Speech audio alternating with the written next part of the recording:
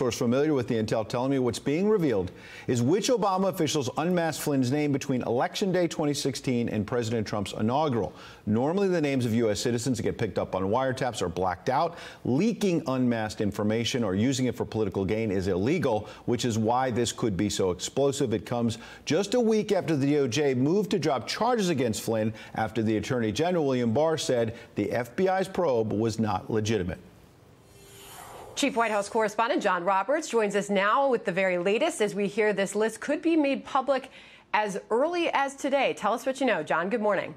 I was just talking with White House officials a moment ago who said that they do expect that list could be made available today. We do now know, though, why the acting DNI, Rick Grenell, was over at the Department of Justice last week. It was to deliver a declassified list of names of Obama administration officials who were behind the unmasking of General Michael Flynn after Flynn was picked up during the presidential transition in intercepts of phone calls that he had with the then Russian ambassador to the United States, Sergei Kislyak. Now, we have previously known that President Obama's national security advisor, Susan Rice, requested the unmasking of several Trump transition officials who were picked up in various intercepts, though Rice has fiercely denied ever leaking those names to the media and insists the unmasking was not done for political purposes. In an Inauguration Day email, Rice said he, President Obama, wants to be sure that as we engage with the incoming team, we are mindful to ascertain if there is any reason that we cannot share information fully as it relates to Russia.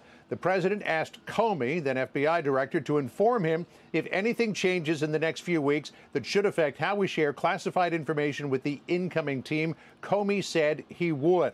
Now, Vice President Joe Biden is involved in this as well. He attended a meeting on January the 5th of 2017, where he and President Obama were told that the FBI wanted to question Flynn about his contacts with Kislyak. Here's Vice President Biden from GMA this morning.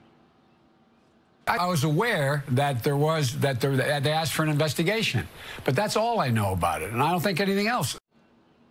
Now, again, as Ed mentioned at the top, Fox News is told that the period covered by this declassification is from Election Day to the inauguration. The documents were taken to the DOJ because the authority to release them is the purview of the Justice Department, not the Director of National Intelligence. We should point out, too, that 10 days ago, the acting DNI Grenell sent a memo to all 17 intelligence agencies asking them to come up with a standard for how U.S. persons are described in intelligence intercepts. The intent of the memo was to harmonize the way the entire intelligence community describes U.S. persons who are picked up in those intercepts so as not to reveal their identity. There was a lot of specificity in some of the intelligence reports about those intercepts that gave away a whole lot too much. However, Sandra, of course, in this particular case, this unmasking request was made specifically to find out who was in those intercepts. So it is a little bit of a horse of a different color.